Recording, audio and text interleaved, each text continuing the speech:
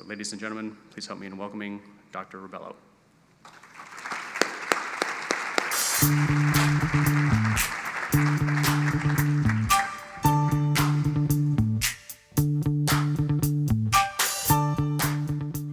Lots of pressure. Lots of pressure, right? How's everyone today? Great. Well, it's an honor to be here. And I believe this clicker will set us on a little bit of a journey. I'm going to start a little bit slow, but then I'm going to increase the cadence to be a much quicker pace. So I'm going to warn you, the whole session will be 18 minutes-ish. And my goal will be to encourage you to consider, in a very simple way, the underbelly of your own development as something to focus on. Most people don't realize that when you think of development of yourself or others, that it's always an inside job, right? That the best research is, in fact, me-search.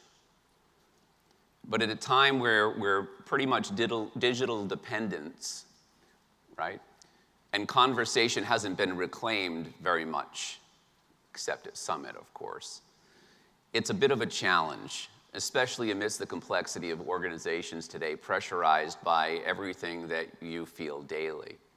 And I'd like to also encourage you to think of this talk within the framework of your life, work, narrative, or story.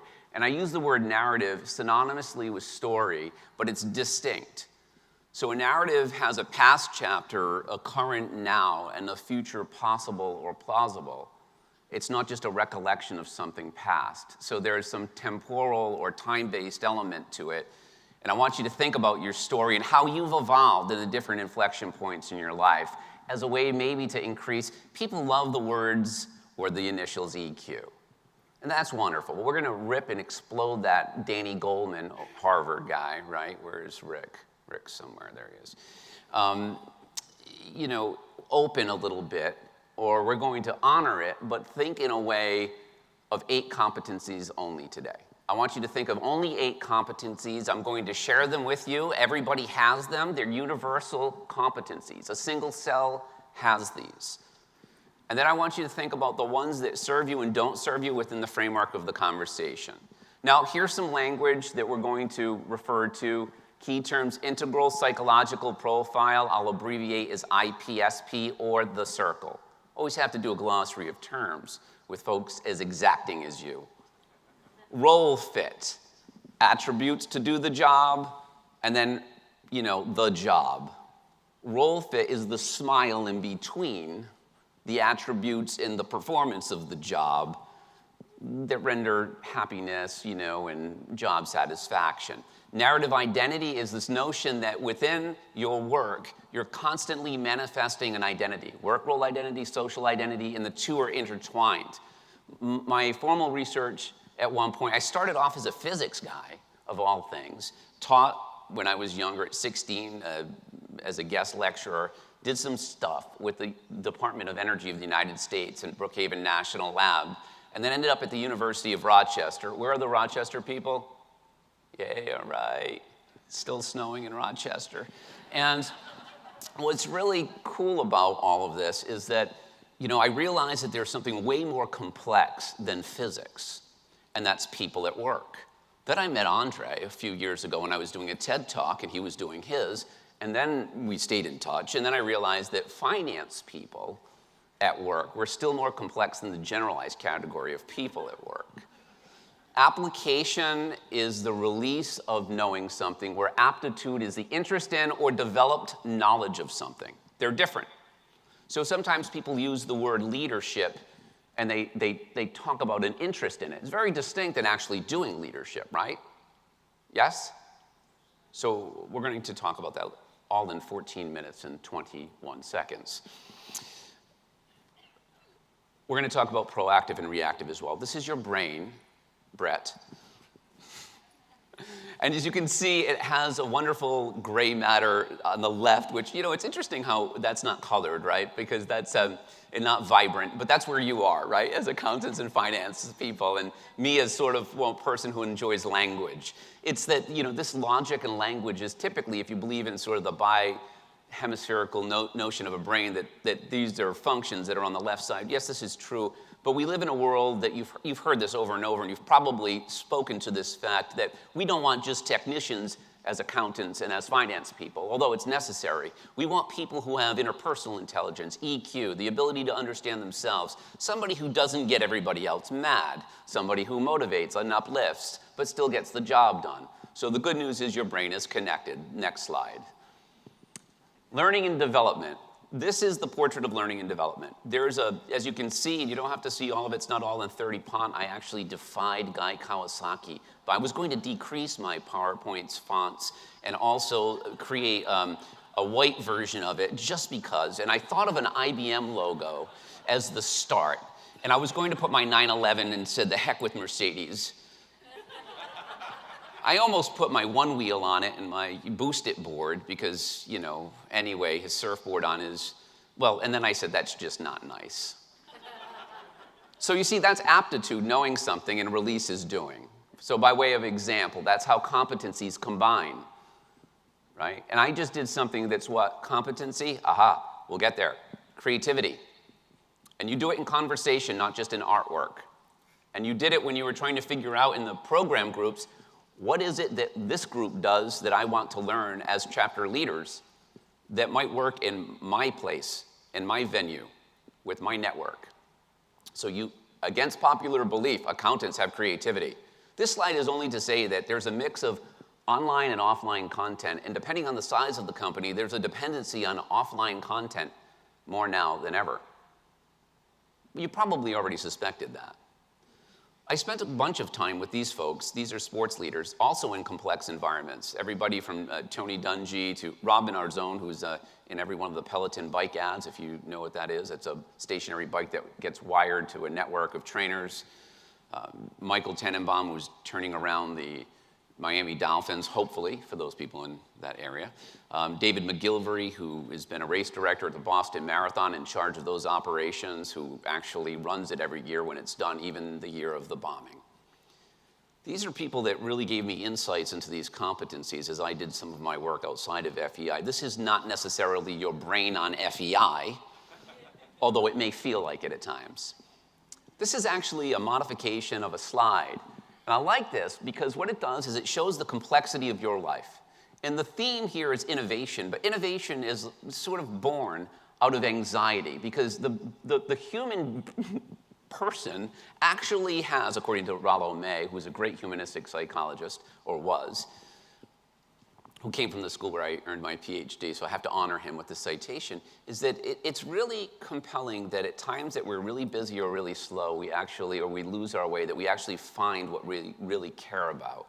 He also said some other interesting things. So I'll say that again, but I'm going to quote him more verbatim.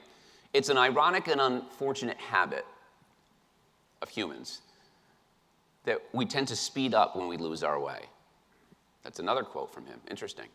Yet we're speeding up all of the time in this complex world. This is a modification, as I began to say, of a slide that we used at the board meeting, without the sort of ripping out of the FEI logo where your brain would be. And you can see that we're focusing on clear career acceleration, evolving leadership, and technical skills. And if you probably notice that you're in the nexus of all of these conversations if you're the FEI silhouette.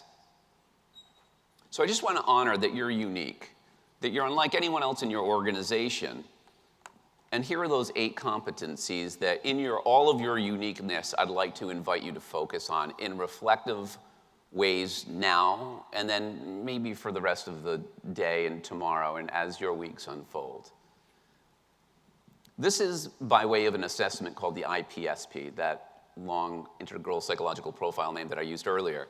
And I want you to consider at 12 o'clock leadership. And when I ask you to define leadership, most people say to influence people and resources. This isn't really necessary something today, isn't it? Yes? Yes? Yes. But the opposite, the psychological opposite, is receptivity. This is something that is like a deep listening, openness, contextual awareness. Now, if I were to only influence people in resources and never listen or be contextually aware of where I should have conversations with board members and other people in my life, I would not be effective. So it's a major axis in thinking about your own development. So I ask you to think about times when you're using leadership as something that's working in service to your organization, right? Your group in FEI or your life as a father, a mother, a friend, a sister, a cousin, somebody who, does Spartan races, somebody who does 5Ks, who's in part of chess club. Do you use it there? Do you not use it at work? Why? And receptivity, are you accessing it as much? Interesting. Let's look at adaptability. Adaptability is the opposite of what you do all day. You actually do discrimination in the sense that you find fine-tuned details, like a great musician understanding when a note is off, or that somebody dropped a French horn before a concert at a school. If you have a high degree of this, you'll actually hear that something's a bit off. And, well, isn't that your job? Your chief communication requirement is to ensure that there's some sort of compliance. So you're like this, sort of anomaly spotter. Is there a trend or something that's off? But the opposite of that is adaptability. I also want you to think about discrimination as holding on to something and not letting go. So in a yin-yang world, like sort of like an Eastern-Western sense, each is grab onto something. It's a bit masculine, actually. Whereas adaptability is much more, obviously the premier gender of it's more female. So you can always tell in the last or low that you're really, it's not you, it's the population. It's just not female full yet.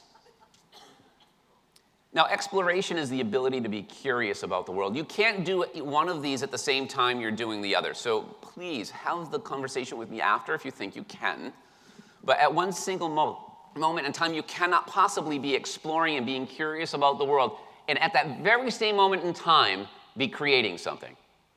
You can stop that activity and then create something, and you would be balanced on that continuum, just as if you were influencing people and resources and being receptive.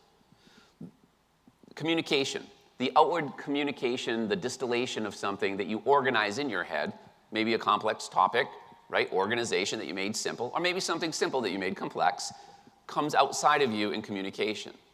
So these are all of the primary ones, and I'm going to do this at a pretty rapid pace because I think it's fun to do it this way. Think about the way you were gambling last night. Who was gambling? Raise your hand. It's safe. It was free money. Sort of. So I often ask people, think about how you drink, how you drive, in this case, how you gamble. Hopefully you don't hit the trifecta in one night. And think about how that might inform you as to what your natural competencies are. In other words, what you do proactively, almost like a bamboo shoot. It flows right through you, right? So right now I'm actually using analysis, right? I'm using discriminatory sort of details. But I'm doing it in a communicative way. I've been receptive to your world upon my arrival, and I thought, well, it's time to unveil this very unique way of thinking about leadership, this assessment, because your world is much more complex than most. So why would you use the Mbti? No offense, because Myers-Briggs is a really neat assessment that measures temperament when you're trying to build people's skills. So if you're trying to help someone, if we can take sort of an x-ray of their assessment, right, we can actually build a development plan. So even though I'm speaking to you and inviting you to envision what your future skills ought to be, it's different than style. Style is, oh, I'm really kind of like, out there and really motivational, right? I'm talking about like being a deep listener, something that's even more concrete for a soft skill. Okay, so again, this is the underbelly to lots of things. And they can happen, by the way, in a very mixed way. Look at this chart on the upper right side. You see this? That's all left. Now, if you're looking at this, would you think that's bad? Just say it. Yes. Why would you think it's bad? It's off balance. Well, because it's reactive. But look there's a lot of the reactive stuff, isn't there? Right? This person has clearly much application of communication, but it's reactive in the sense that she only does it when there's a stimulant.